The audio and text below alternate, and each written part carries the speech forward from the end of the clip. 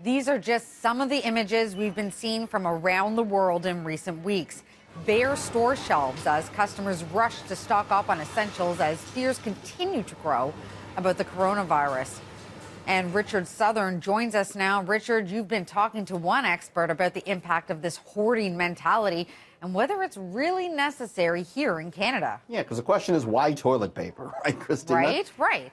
You know, of all the things to go out and hoard, why toilet paper? Turns out there's a very psychological reason why we want to go and buy some TP. I'm just off the phone with Sylvain Charlebois. He's a big food and grocery expert at Dalhousie University. Here's what he had to say. We all have this inner panic buying button.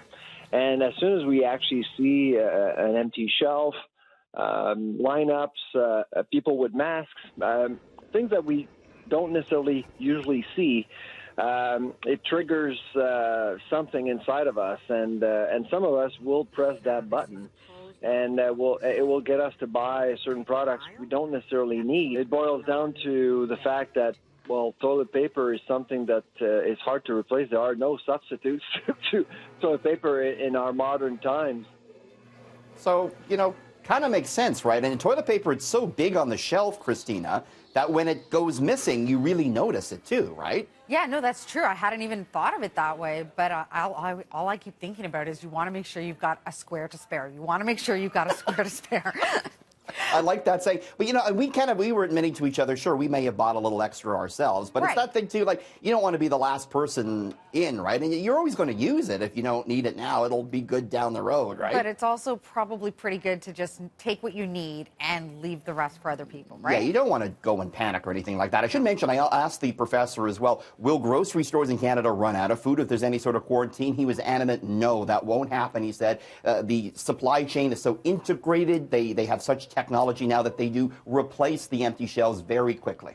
Well, that's very good to know. Now, speaking of shortages, one amusement park in the UK poking fun of all of this grocery store chaos. Tell me about that. So those big grab machines in amusement parks? Yeah, You have like, stuffed animals or something in there. Well, now they've replaced it with hand sanitizer and toilet paper, Christina. Nice. Yeah. This is Devon, England.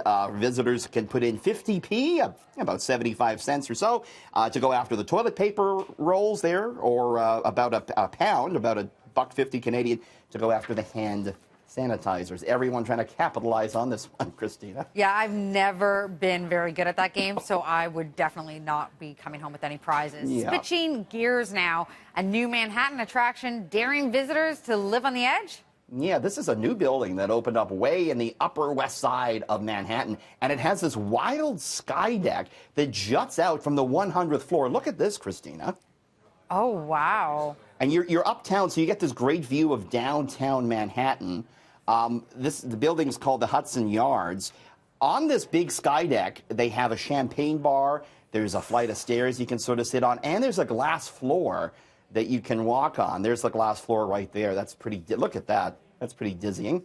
Yeah. Kind of like our CN Tower. I was just thinking that. Yeah. $38 US to go up there. Something to think about on your next trip to Manhattan, which might be a few weeks from now. But there you go. It's going to be a while before I get on a plane. Yeah.